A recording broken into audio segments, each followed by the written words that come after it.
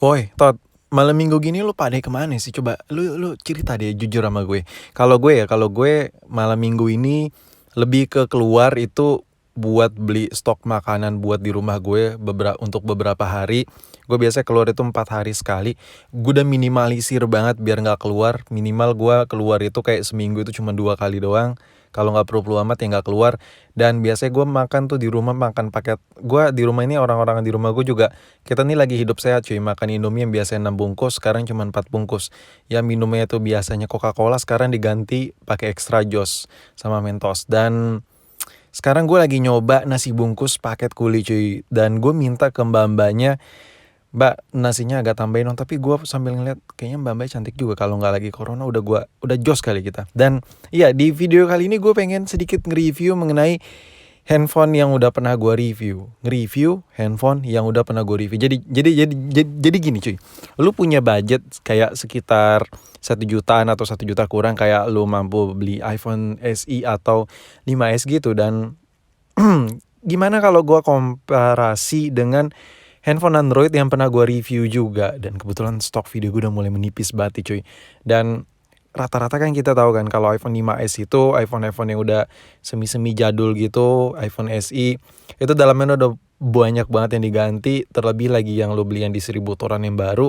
Dan apalagi kalau iPhone 5S itu emang rentan banget yang namanya LCD-nya tuh gantian, karena dia bagian ujung sudut-sudutnya itu menguning gitu kan. Kayak kalau biasanya kan kalau AMOLED shadow kan.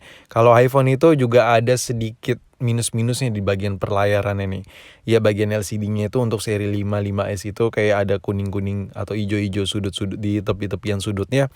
Meskipun itu LCD-nya original, minusnya itu. Jadi makanya banyak banget iPhone 5S, iPhone 5 yang LCD-nya itu udah gantian men. Bukan karena dia retak atau bukan karena dia memang nggak berfungsi touchscreen atau gambarnya udah ada den-den gitu. Enggak, lebih ke kalau kalau lo perhatiin nih ya, pangsa pasar 5S itu banyak banget LCD udah gantian ya, karena ya itu yang kayak gue bilang tadi, seri 5 5S itu emang rentan banget masalah LCD orinya yang bawaan Apple-nya itu bergaris-garis hijau di tepian sudut-sudut LCD-nya. Jadi background putih itu kelihatan banget, bagian ujung-ujungnya tuh kayak ada gradasi warna hijau gitu, dan itu annoying banget. Makanya pihak distributor itu mengganti LCD dengan LCD baru, dan which is anjay jaksel banget nih si anjir satu ini.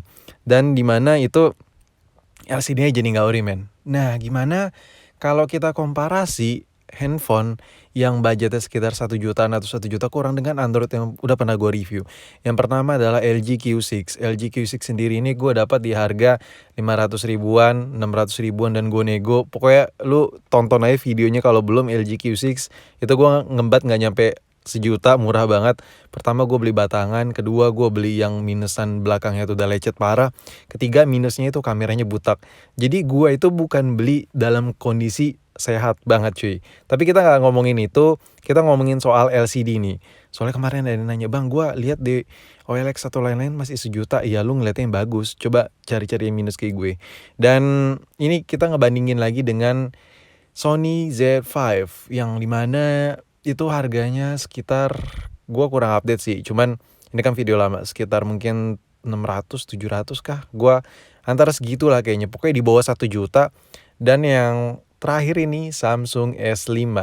Untuk Samsung S5 ini harganya ini sekitar 400 500 ribuan, tergantung kondisinya lo dapatnya kayak gimana, lo dapatnya full set atau kagak.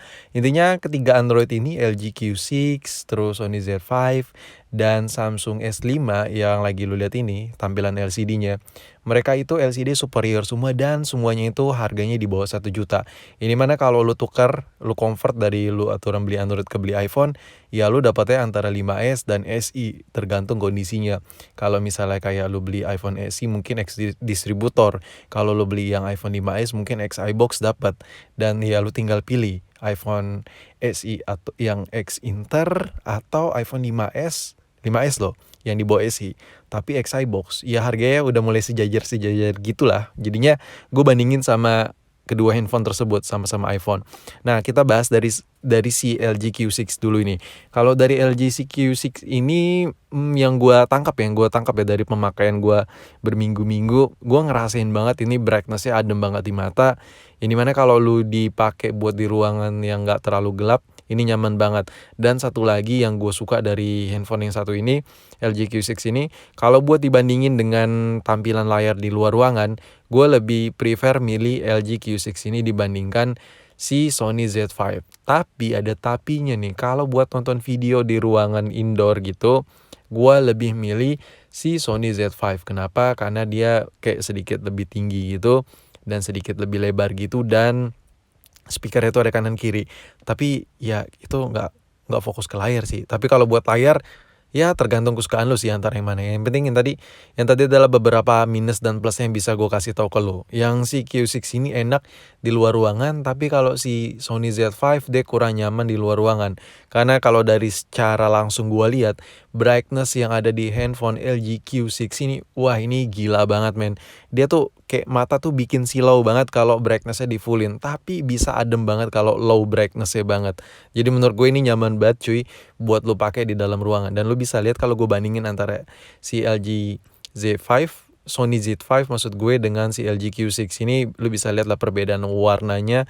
Yang LG Q6 dia lebih warm, yang si Sony Z5 dia lebih kayak agak sedikit biru gitu. Tapi itu bisa di adjust cuy. Itu nggak bermasalah kalau masalah itu mah. Dan balik lagi ke selera lu tuh kayak gimana. Sekarang kita bahas bahas yang ada di Samsung S5. Di antara Q6 dengan Sony Z5 itu yang gue tangkap di si Samsung S5 ini adalah yang paling murah di antara kedua handphone tersebut. Kenapa? Karena gue bisa dapetin handphone ini di harga sekitar 300 ribuan aja cuy. Dan ya itu batangan, dan apa ya, ada sedikit minus-minus kayak bodinya udah mulai somplak-somplak dikit, tapi udah gue ganti. Kita ngomongin soal layar, fokus nih ke soal layar. Kalau buat layar menurut gue ya, ini adalah salah satu layar yang paling terbaik di antara kedua handphone yang gue sebutin tadi. Antara si LG Q6 dengan si Sony Z5. Mulai dari brightness-nya enak banget, dia nggak kalah juga sama si LG Q6, tapi untuk urusan size-nya itu juga nggak terlalu ala-ala zaman HP kekinian. HP kekinian kan dipaksain kayak cembung-cembung gitu kan, kayak sudut-sudutnya tuh kayak nggak kotak lagi kan ya. Si LG Q6 ini terkesan kayak masih maksain. Jadi menurut gue buat nonton video masih kurang enak cuy. Kenapa? Karena posisi handphonenya tuh layarnya tuh terlalu lonjong men. Bukan terlalu lonjong ya, terlalu panjang. Jadinya video itu ke resize tuh jadi kecil banget, buat nonton tuh kayak kurang nyaman, objeknya jadi kelihatan makin kecil. Nah makanya dengan ukuran layar yang si ada di Sony Z5 dan si S5 ini, menurut gue itu udah paling nyaman buat nonton. Cuman ada kelebihannya nih, kalau si Samsung S5 ini dia rentan banget ya namanya shadow cuy. Apalagi LCD udah jadul kan, maksudnya keluaran lama yang dimana itu beresiko sekali. Dan kita balik lagi ke masing-masing ya, lu lebih suka yang mana. Dan menurut gue ini kalau diobrolin sebenarnya agak seru men. Kenapa? Karena selama ini kita tuh selalu berpikir kayak apa ya, lu punya duit kayak sekitar di bawah 1 juta tuh, lu kadang mikir ya, lu kadang juga jarang, sama gue juga gitu, kayak mikir handphone itu layarnya sebenarnya enak gak sih gue pakai.